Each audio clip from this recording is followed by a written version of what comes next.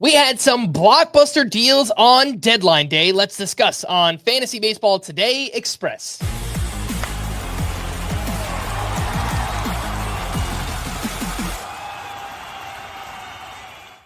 Welcome into FBT Express on Friday, August 1st. I am Frank Stampfl, joined by Scott White. We had some massive trades up on trade deadline day here, up against the deadline, and the blockbuster of the day, the Padres acquired Mason Miller, NGP Sears from the Athletics, for a haul. Shortstop prospect Leo DeVries and pitching prospects Braden Nett, Henry Baez, and Eduardo Nunez.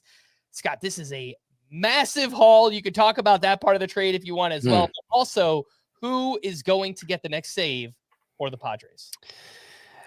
Yeah, the most noteworthy part of this trade isn't so impactful for fantasy, but just really Leo DeVries. Like this is, he's in the running for top prospect in baseball. He's one of 4 teenage prospects who's in the running for that top spot. The others being Jesus Made of the Brewers, Sebastian Walcott of the Rangers, and Connor Griffin of the Pirates. They're all kind of vying for that top spot. And we just don't see prospects of that caliber traded basically ever, much less for a closer. Someone who I'm not even totally sure will remain a closer, right? As you're hinting at, because Robert Suarez leads the majors in saves. He's been a fine closer, not nearly as good as Mason Miller in terms of talent level. And so I assume Mason Miller's just going to step into that spot. I mean, they sold the farm for him, basically. Like literally, they gave up the farm to get Mason Miller, and it would just be particularly odd. It's odd to do it anyway for a closer, but for a non-closer, that's a bit that would be a difficult pill to swallow. AJ Preller, the Padres GM, I'm paraphrasing, of course, but he basically said he's going to meet with the managerial staff about how to handle the end of games. And what I kind of read into that was that he thinks he might have to convince Mike Schilt, the manager, to go away from Suarez, considering he leads the majors in the saves, and he's been very committed to Suarez in that role. And he's just going to have to be like, come on. I mean, this Mason Miller guy. So I assume it's going to be Mason Miller, but it's not 100%.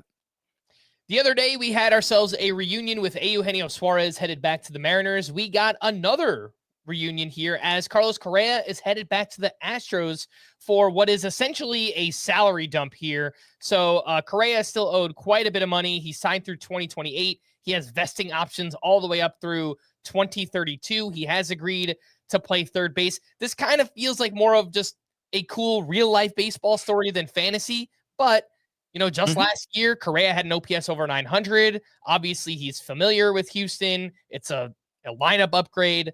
Any thoughts here on Correa headed back to the Astros?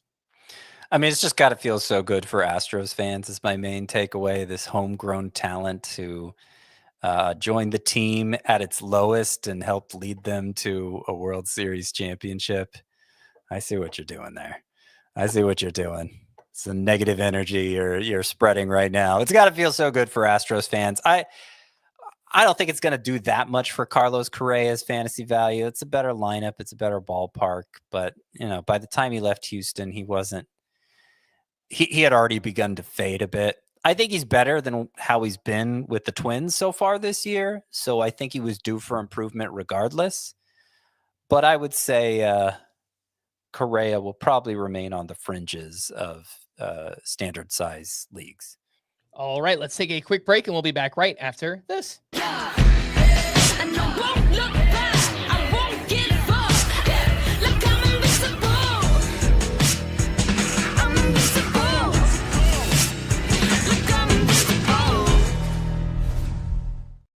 Welcome back in FBT Express, breaking down some of the biggest trades from the deadline here. The Yankees added multiple bullpen pieces. First, they acquired David Bednar from the Pirates for a haul of prospects. And then later in the day, they also acquired Camilo Doval for some more prospects, another big haul here. I guess the first question is who closes for the Yankees? We kind of have an answer for that. But then the fallout is just hey, we gain closers in Pittsburgh and San Francisco for fantasy. True. And I think this is the messiest closer situation that was created by the trade deadline. Things aren't crystal clear in San Diego, but I think it's going to play out so that Miller's a stud closer and Robert Suarez is out of luck. Here I'm less certain. So Aaron Boone has said that they plan on sticking with Devin Williams for now, but Devin Williams has been shaky all year. He's been particularly shaky lately. And David Bednar is just the opposite. David Bednar has a 170 ERA over 12 K per nine since that brief stint in the minors in April where he straightened things out. Like, he has been a true ace reliever. And unlike Devin Williams, has the Yankees control him beyond this year. So I think that adds to the incentive to move on from Williams if he's just not getting it done. Camilo Duvall's there too, but I think Bednar would get the first shot over Duvall unless they just go true committee, which is possible. I think you got to continue to roster all three in leagues where saves are scarce. But you're right. The teams they're leaving behind have an heir apparent to close. And I think those heir apparents, now that they're just heirs, they become the biggest winners of the trade deadline for fantasy. Randy Rodriguez for the Giants is, here are his numbers for the season: 120 ERA, a 0.84 whip, 12.4 K per nine. Like that, if anybody's closer caliber, Randy Rodriguez is closer caliber. And while again, it's not 100%, the Giants haven't said their intentions. They still have Ryan Walker there. I guess it's possible they turn back to him. Randy Rodriguez makes a lot more sense, and I'd be throwing truckloads of fab at him right now.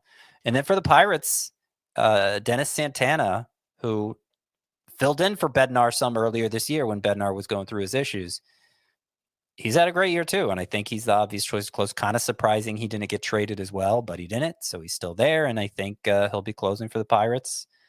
Probably the second biggest winner of the trade deadline in terms of fantasy value. And Scott, we'll just end there. While you're talking about some winners, are there any other names you'd like to mention as some potential winners, or maybe even a couple losers you'd like to mention from the deadline?